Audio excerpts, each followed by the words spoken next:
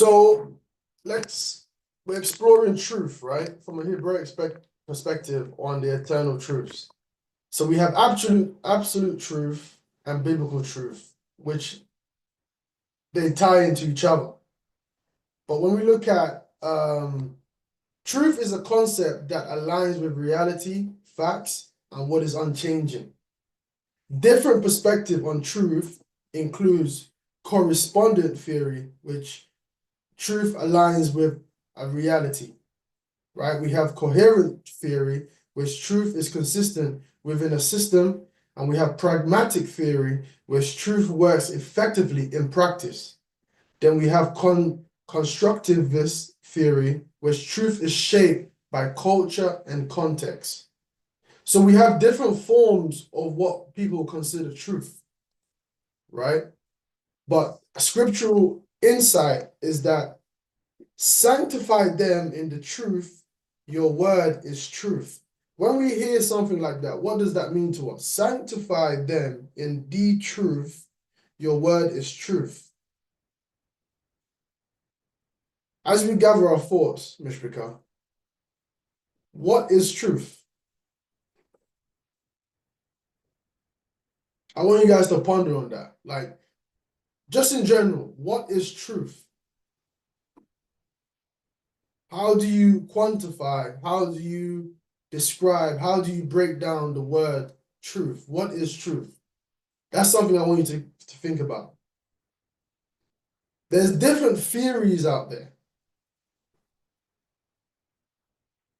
of how it aligns into truth. You have an accident that happens, and you have about 5 people see the accident from different points of view, right? And they're all sharing their own point of view of how they saw the accident. But the only thing is, 2 of them only started seeing the accident happen halfway through. And then the other 2 saw it towards the end.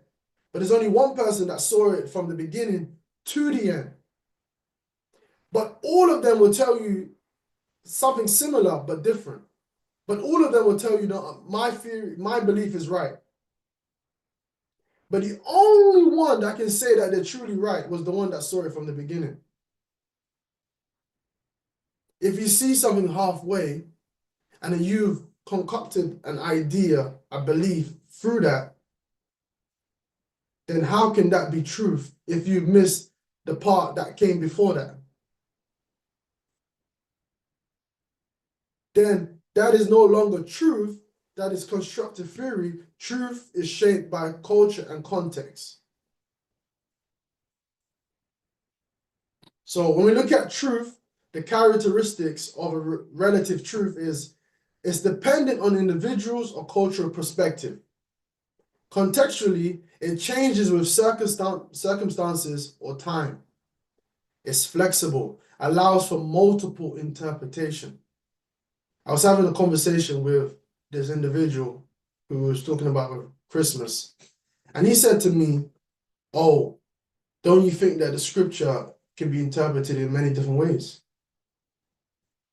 I said, "Well, of course it can be, but is that how it's supposed to be done? Because if we're interpreting in many different ways, then how can we all say we have the truth? Then our truth is subjective. It's subjective to our perspective, right? So obviously we have examples such as the social norms, personal beliefs, or situational ethics is what creates this relative truth to us, right? When we look at the scriptural cautions that woe to those who call evil good and good evil. We know so many people today that believe that evil is good. Evil is the way that we get through. We understand there's different societies, different institutions that have designed their conduct, the ethics, based on getting ahead of life. I remember me and Moray Vaughn was talking about business and how a lot of us people who are in the walk of walking with the Most High, we're going to struggle because our ethics and conduct, we don't believe in making someone go low so we can go high.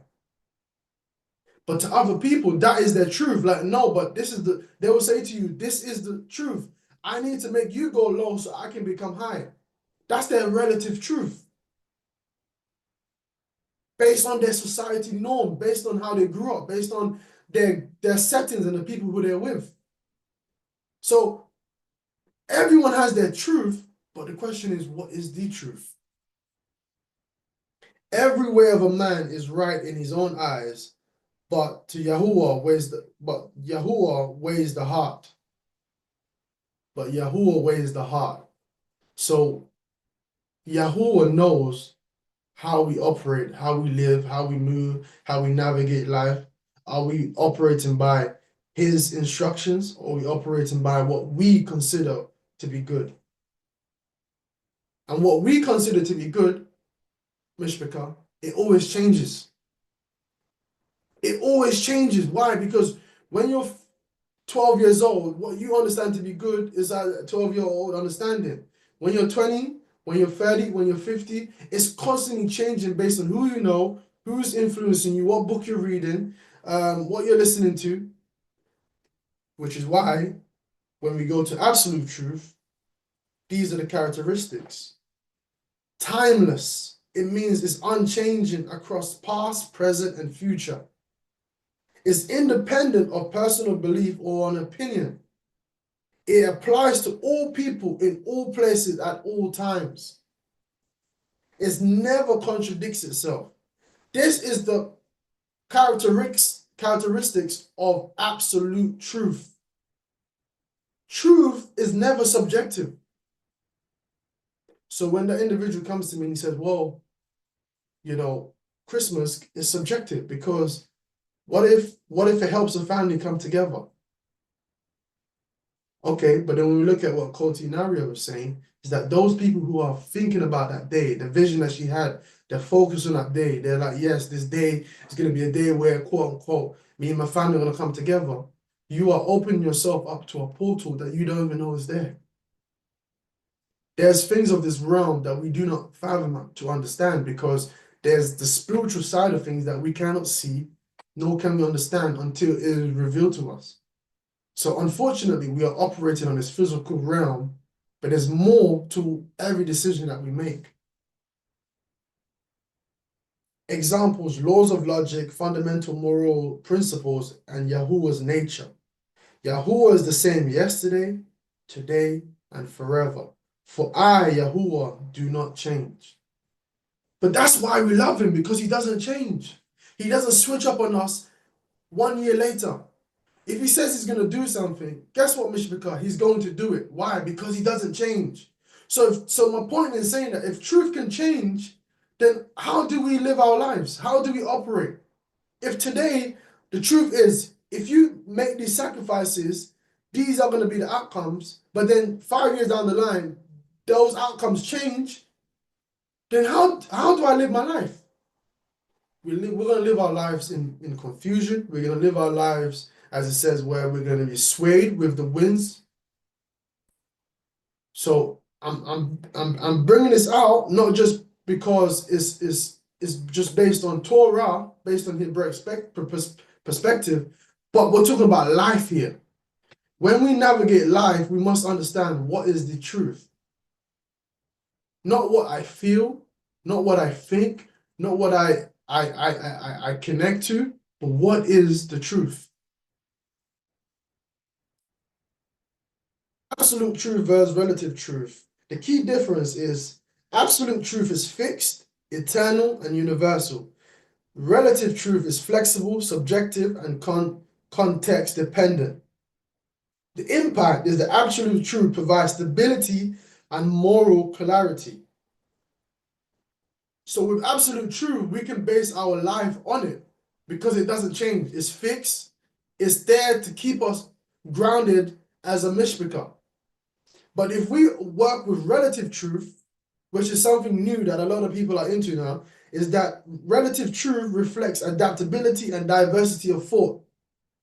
So it sounds good, it looks good, it smells good, but is it good? Scriptural comparison is Heaven and earth will pass away, but my words will not pass away.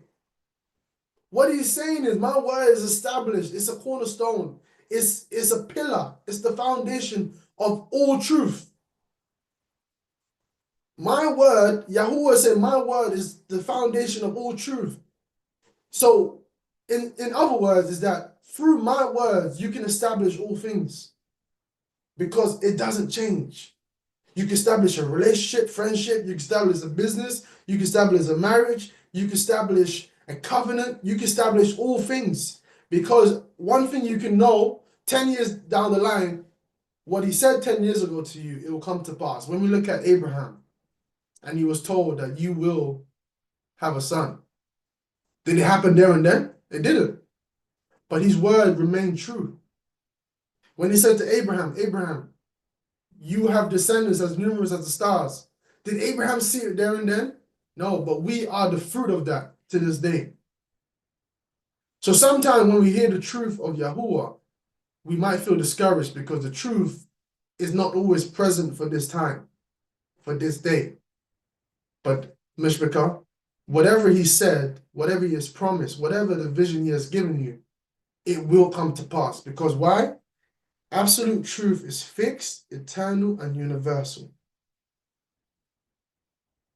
Absolute truth provides stability and moral clarity. Relative truth reflects on adaptability and diversity of thought. Heaven and earth will pass away, but my words will not pass away. The grass withers, the flowers fade, but the word of our Yahuwah will stand forever. So everything around us will constantly be moving. Constantly be moving. I remember when we was in lockdown in 2020, we didn't know what was gonna come out of it. We didn't know if it was gonna last forever. We was in this paradox where it was like, whoa, we've never experienced this ever in the whole history. And we did not know if we was gonna come out of it back to how normality was gonna be, or if that was gonna become our norm. When we look at so many events that's happened last year, it changed the culture of how we see things. It changed the economy. But guess what? What Yahuwah said 2,000 years ago, 5,000 years ago, it still stands to this day. It doesn't change. So when you have the biblical perspective on absolute truth, it says, I am the way, the truth, and the life. And the reason why that can be true is because the reason why he's the way, because it doesn't change. The reason because it's the truth, because it's never lied. And the reason why is because I am the life, is because it brings forth stability, trust, clarity. So when we look at I am the way, the truth, and the life, it makes sense because he's saying, I don't change. The word of Yahuwah endures forever. Heaven and earth will pass away, but my word will not. Yahuwah is not a man that he should lie. The Hebraic view emphasizes Yahuwah's unchanging nature as the foundation of all truth. In the beginning was the Word, and the Word was with Yahuwah, and the Word was Yahuwah. So in simple words, Mishpikah, truth is Yahuwah. Truth is Yahuwah. Absolute truth is Yahuwah, which is why it says in the beginning was the Word. So in the beginning I was there. In the beginning I have established the foundation of this earth. And the Word was with Yahuwah, and the Word was Yahuwah, because at the end of the day, He is truth. For the word of Yahuwah is upright, and for all His work is done in faithfulness. All His work is done in faithfulness.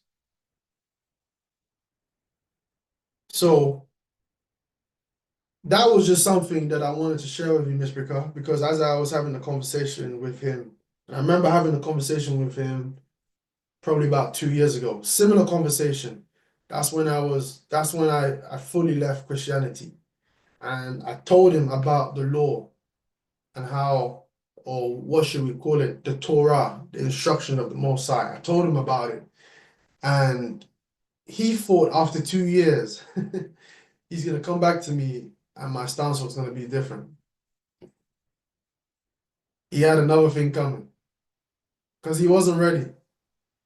That's why he came to probe me about Christmas because he wanted to see has my stance changed. I said, no, my stance has increased, actually. My understanding has increased. And the way I articulate myself is a lot different than I was 2 years ago. Why? Because I've established my belief, I've established my understanding, I've established my perspective, I've established my core values upon Torah, the instructions of the Most High. So when he came to me thinking one thing.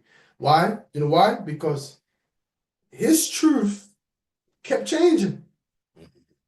When he came back to me, his perspective changed because of what a bishop was telling him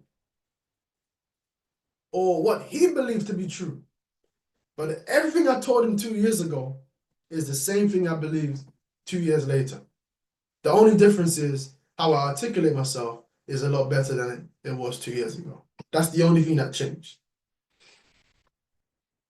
So I say this, Mishpika, when it comes down 5, 10 years down the line, what will we say about what we believe? Our belief is constantly shifting, changing, moving, based on new information, based on new things that people are saying, based on new things that people have said that they discovered?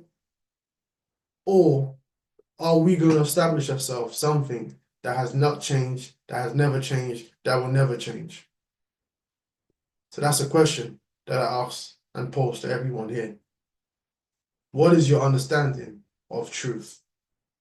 What is truth?